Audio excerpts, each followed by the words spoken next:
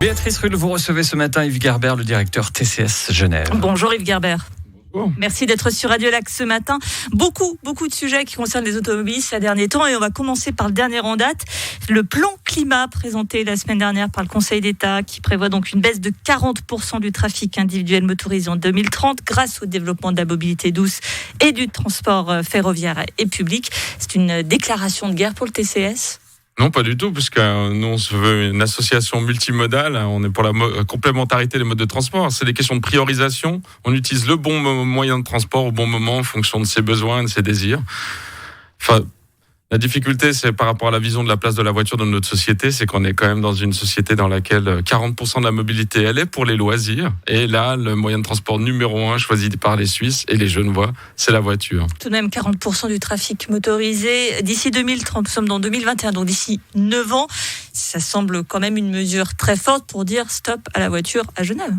Surtout que c'est à partir du moment où on annonce que parmi les solutions amenées à ce qu'on appelle mobilité douce, c'est pas vraiment le cas. Les transports publics, c'est pas forcément doux, mais ce qui est doux, c'est d'aller à pied, c'est d'être actif, c'est d'être sur son vélo mécanique. Mais les infrastructures lourdes qui veulent être installées, ça ne sera jamais en 9 ans. Par exemple, d'avoir un train complémentaire, un Léman Express bis, ça va jamais se faire en 9 ans. Pour vous, c'est qu'un effet d'annonce ? Non, je pense qu'il y a une vraie volonté de vouloir marquer se fixer un objectif quitte à pas le réaliser. Je pense qu'on va jamais l'annoncer comme ça quand c'est politique. Je pense qu'il faut marquer les esprits, essayer de trouver un moyen que tout le monde se sente concerné. La difficulté, c'est qu'il y a un peu, en faisant des raccourcis de pensée, la naïveté de penser qu'on va poser des choses de manière théorique et ça va fonctionner. Aujourd'hui, les transports publics sont déjà complètement saturés aux heures de pointe. En fait, on a déjà un problème par rapport à la gestion du travail, domicile, travail. Quel que soit le moyen de transport, aux heures de pointe, on est saturé. Et on a vu que une des meilleures réponses qui a été apportée, ça a été le télétravail, puisqu'on peut commencer à répartir un petit peu les flux. Et là, typiquement, vouloir instaurer un péage urbain en disant on va faire payer les automobilistes plus cher à certaines heures, ça va pas changer le problème parce qu'admettons que certains posent leur voiture et viennent dans le train et il est déjà bondé. Donc en fait, il faudrait un mobility pricing plus large, c'est-à-dire l'ensemble des moyens de transport, on a un prix dynamique, mais là on rentre dans quelque chose qui est antisocial. Parce qu'il y a des gens qui n'ont pas le choix dans leurs horaires de travail. C'est souvent des classes sociales qui sont de la peine à acheter quelque chose, et de changer de voiture rapidement. Et ces gens-là, on va les taxer fortement et c'est pas juste. Juste, on va préciser que le péage urbain, c'est une idée, c'est pas acté. Toujours concernant cette mobilité, la semaine dernière, le Conseil d'État a validé l'initiative populaire communale pour piétoniser et végétaliser le centre-ville de Genève. Concrètement, ça veut dire qu'elle va être présentée au conseil municipal qui pourra l'accepter et que donc le peuple n'aurait pas à se prononcer. Et ce qui ferait que le centre-ville sera en grande partie piéton, sauf schématiquement, vraiment globalement, sauf la rue du Rhône. Ça va devenir très compliqué de se rendre en voiture en centre-ville, et c'est bien là le but aussi. Alors là, se rendre en voiture, ça changera pas tellement grand-chose. C'est juste la disparition des places de parc en surface. On a des lois à Genève où il faut les compenser quand on les supprime en surface, soit dans le périmètre en regardant ce qui est disponible éventuellement dans les garages souterrains qui existent et puis qui auraient éventuellement de la place. Il y a toutes des règles très compliquées qui se calculent.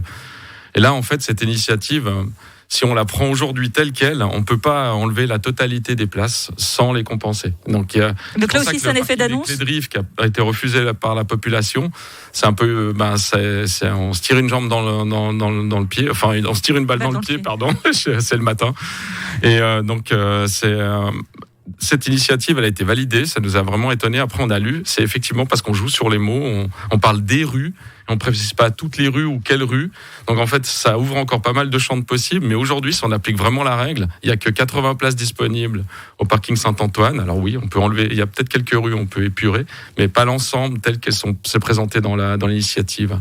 Donc on a une piétonisation à marche forcée du centre-ville, un plan climat, également un centre-ville piétonné, une généralisation de 30 km/h à Genève. C'est quand même beaucoup de mesures pour s'opposer à la voiture. Est-ce que la voiture, c'est encore finalement un mode de transport du 21e siècle ? Est-ce que c'est pas tellement 20e siècle finalement, pour parler comme les jeunes ?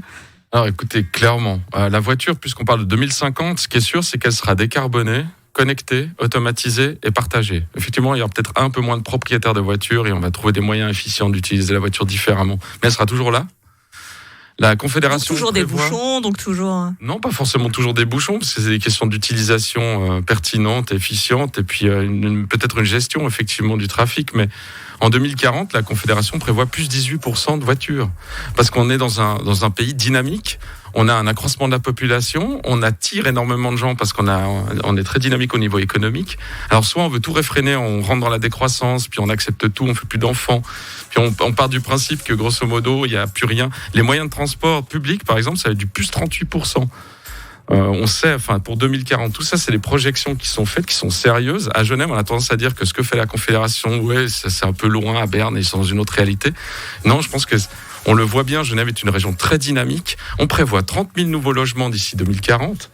Et ces gens-là, même si vous mettez une voiture pour 2 foyers, elle sera toujours là, la voiture. C'est à un moment donné, il faut trouver un moyen de bien faire cohabiter tout cela, d'encourager les gens effectivement à être plutôt multimodal dans la journée en fonction de ce qu'ils font. Ils choisissent plutôt tel ou tel moyen de transport.